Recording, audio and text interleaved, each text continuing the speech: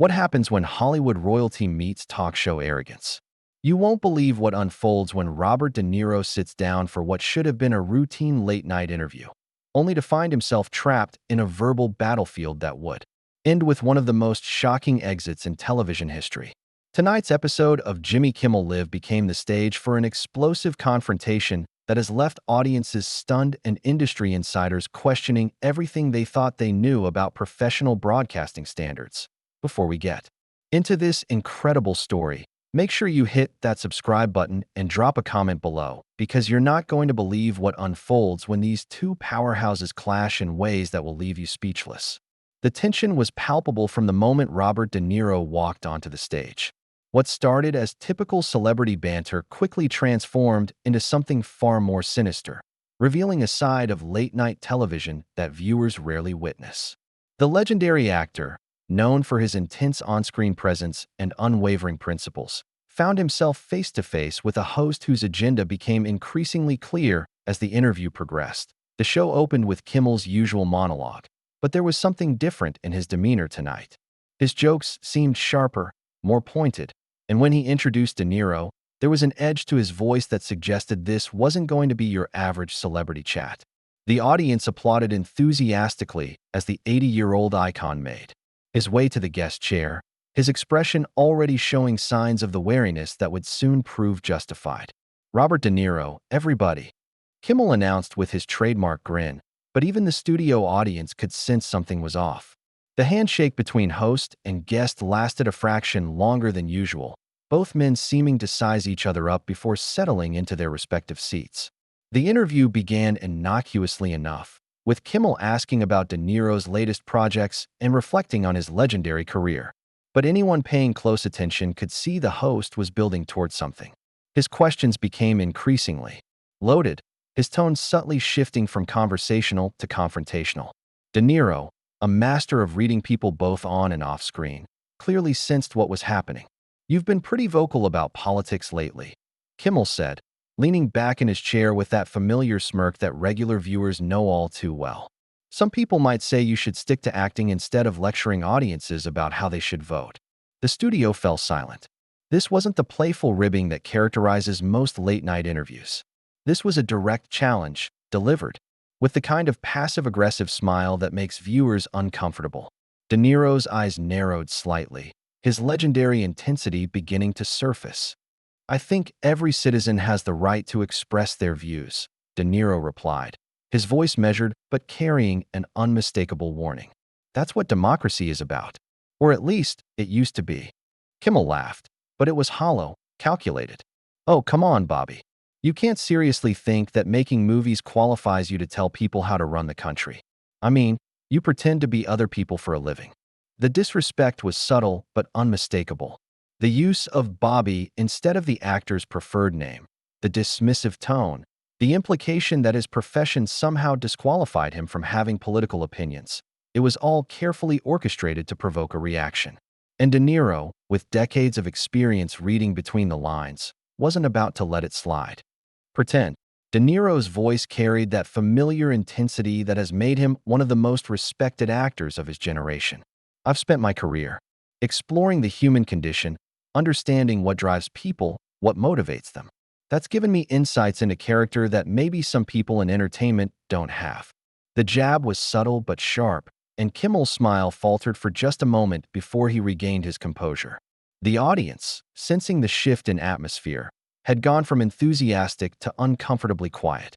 This wasn't the light-hearted entertainment they'd come to expect from late-night television. "Insights into character, huh?" Kimmel's tone was becoming more openly hostile now. "Is that what you call it when you stand up at award shows and rant about politics? Because to a lot of people, it just looks like Hollywood elitism at its worst." The gloves were coming off now, and De Niro wasn't backing down. His posture straightened, his famous intensity fully engaged as he leaned forward slightly in his chair. "Elitism? You want to talk about elitism?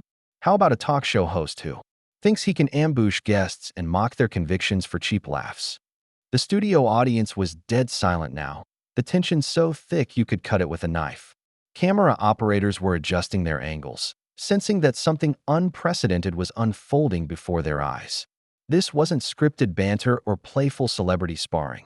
This was two strong-willed men heading toward a collision that would define both their careers. Kimmel's mask was slipping completely now, his usually calculated demeanor giving way to something uglier. Mock their convictions? I'm just pointing out the obvious. You live in a bubble, Bob. You have no idea what real Americans think or want. Real Americans? De Niro's voice rose slightly, his legendary temper beginning to surface. You mean the Americans who work two jobs to make ends meet?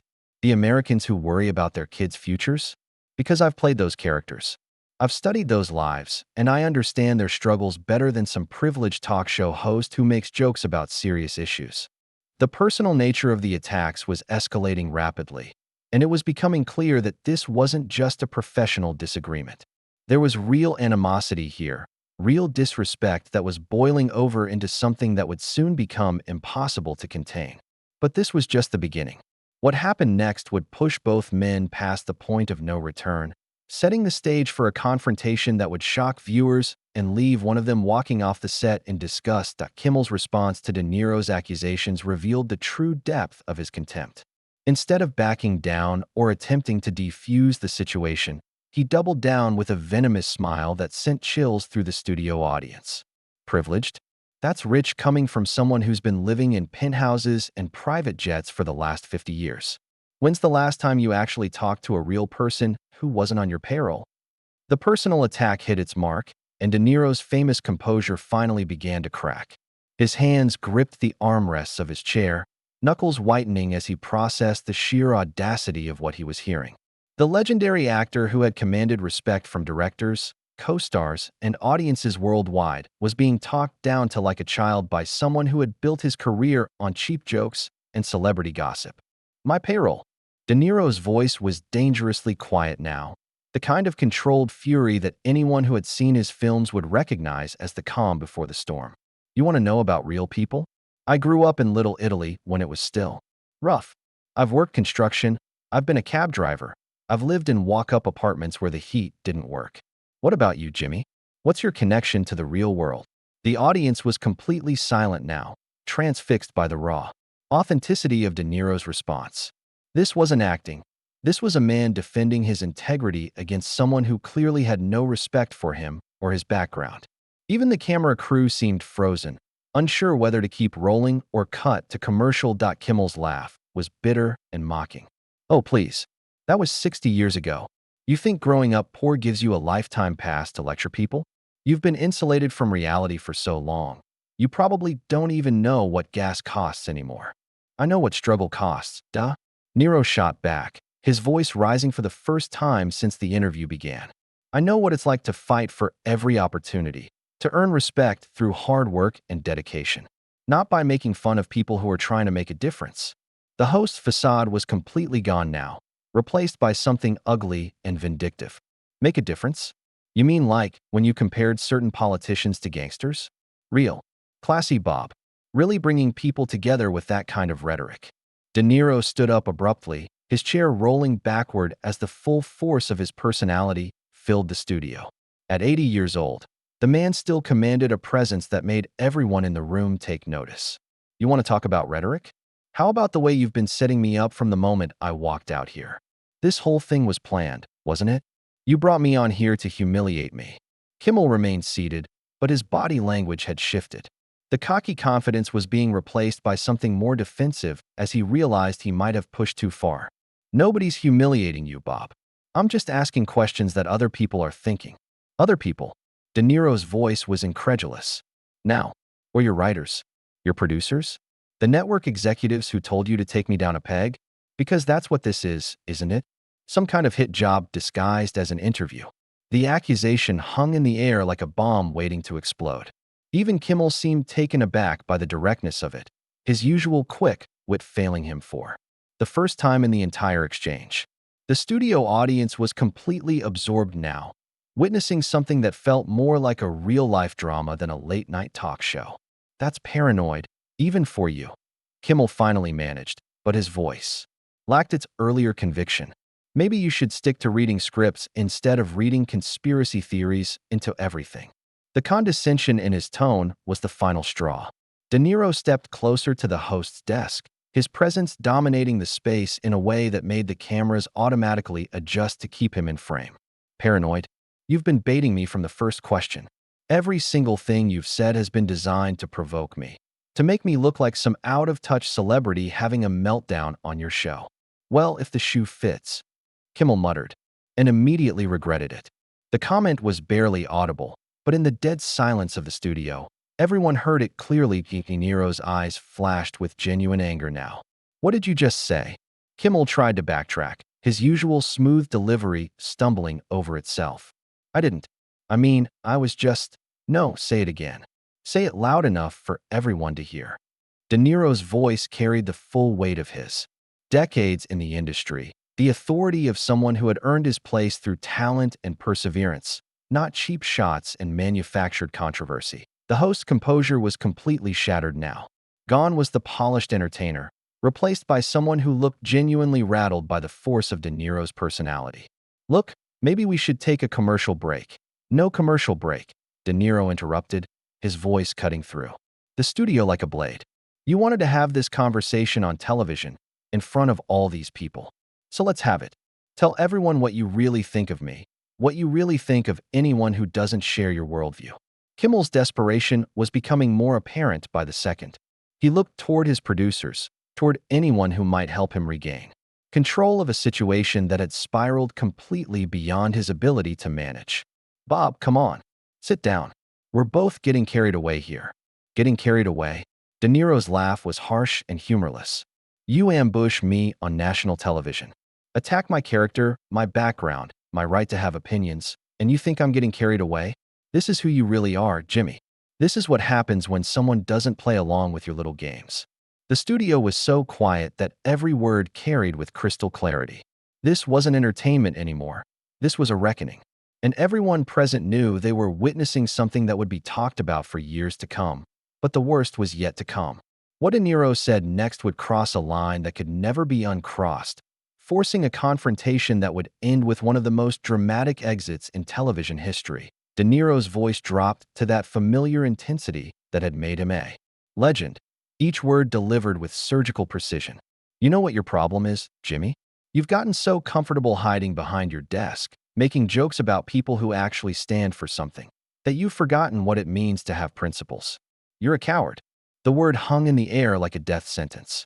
In the world of Hollywood, where reputations are everything and public image can make or break careers, calling someone a coward on national television was the ultimate insult. The studio audience gasped audibly, the sound rippling through the space like a physical wave. That Kimmel's face went through a series of expressions: shock, anger, humiliation, before settling on something that looked almost feral. A coward? You want to call me a coward? At least I don't hide behind tough guy roles when the real world gets too complicated for me to handle. Hide behind roles. De Niro stepped even closer to the desk, his presence filling the entire studio. Those roles taught me about character, about standing up for what's right even when it's difficult. When's the last time you stood up for anything except your own ratings? The personal nature of the attack was devastating, and Kimmel knew it. His usual arsenal of quick comebacks and deflecting humor had completely abandoned him. This is my show, Bob. My show. You don't get to come on here and attack me in front of my audience. Your audience? De Niro gestured toward the stunned crowd. Look at them, Jimmy. Really look at them. They're not laughing anymore. They're not enjoying your little performance. They can see what you really are. Indeed, the audience sat in complete silence, their faces reflecting a mixture of shock, discomfort, and fascination. This wasn't the light-hearted entertainment they had come to see. This was raw, unfiltered conflict between two powerful personalities, and it was impossible to look away. Kimmel was spiraling now, his desperation evident in every gesture. You think you're so much better than everyone else, don't you? The great Robert De Niro, lecturing us all from your ivory tower. Well, guess what? Nobody cares what you think anymore. You're yesterday's news. The cruelty of the statement was breathtaking, and it revealed something genuinely ugly in Kimmel's character. This wasn't professional sparring anymore. This was personal venom, delivered with the intent to wound as deeply as possible. De Niro's response was swift and devastating. Yesterday's news? I've been making films that matter for over 50 years. Films that explore the human condition, that challenge audiences to think and feel. What's your legacy, Jimmy? Cheap laughs and manufactured controversy? Making fun of people who can't fight back? At least I'm not living in the past. Kimmel shot back, but his voice was cracking now. At least I'm not some angry old man shouting at clouds. The ageist attack was the final straw. De Niro's eyes blazed with fury as he leaned over the desk, bringing himself face to face with the host. Angry old man. You want to see angry? I'm angry at people like you who think respect is something you can buy or joke your way out of. I'm angry at the decline of basic decency in public discourse. And I'm angry that I wasted my time coming on this pathetic excuse for a television show. Kimmel tried one last desperate gambit. Well, if you don't like it, you know where the door is. It was meant to be a dismissive power play, but it backfired spectacularly. De Niro straightened up, his famous composure returning as he processed what had just been said. A slow, dangerous smile spread across his face. Not the warm smile of an entertainer, but the cold smile of someone who had just been given exactly what he needed. You're right, De Niro said quietly, his voice carrying clearly through the silent studio. I do know where the door is. And I know the difference between a professional interview and a character assassination attempt. He began removing his microphone with deliberate, theatrical precision, each movement calculated for maximum impact. The simple act of unclipping the tiny device became a statement of defiance that resonated through the entire studio. This isn't entertainment, De Niro continued, his voice gaining strength with each word. This is what happens when someone, with no integrity, tries to tear down someone who's spent their life building something meaningful. You invited me here under false pretenses, you disrespected me from the moment I sat down, and you thought I'd just sit here and take it because I'm a guest on your show.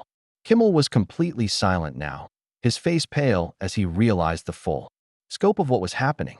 This wasn't just a celebrity walking off a talk show. This was a respected industry legend publicly rejecting everything Kimmel represented. Niro placed the microphone on the desk with deliberate care, the small sound echoing through the studio like a gunshot. Well, I've got news for you, Jimmy. Respect isn't something you get automatically because you sit behind that desk. It's something you earn through how you treat people, how you conduct yourself, how you use the platform you've been given.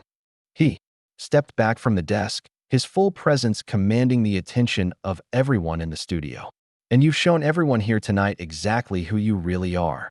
The silence was deafening as De Niro turned toward the studio exit, his movements unhurried but purposeful. Every eye in the building followed him as he walked past the stunned audience, past the frozen camera operators, past the producers who had orchestrated this disaster. Just before reaching the exit, he turned back one final time, his voice carrying clearly across the studio. Good luck explaining this to your viewers, Jimmy. Good luck explaining why you thought ambushing a guest was more important than maintaining the dignity of your show. With that, Robert De Niro walked out of the studio, leaving behind a host who looked like he'd been hit by a truck, an audience that sat in stunned silence, and a television moment that would be dissected and analyzed for years to come. Kimmel sat alone at his desk, the weight of what had just happened settling over him like a shroud. The confident entertainer who had started the evening was gone, replaced by someone who looked genuinely shaken by the force of De Niro's rejection. The studio remained silent for what felt like an eternity before someone finally called for a commercial break, but the damage was done. In the span of one disastrous interview, Jimmy Kimmel had revealed his true character to the world, and Robert De Niro had shown everyone what real dignity looked like under fire. The legendary actor's dramatic exit became an instant symbol of standing up to bullies and refusing to accept disrespect, no matter how powerful the person dishing it out might be. The confrontation was over, but its impact would reverberate through the entertainment industry for months to come, serving as a stark reminder that respect and professionalism still matter, even in an age of manufactured controversy and cheap entertainment.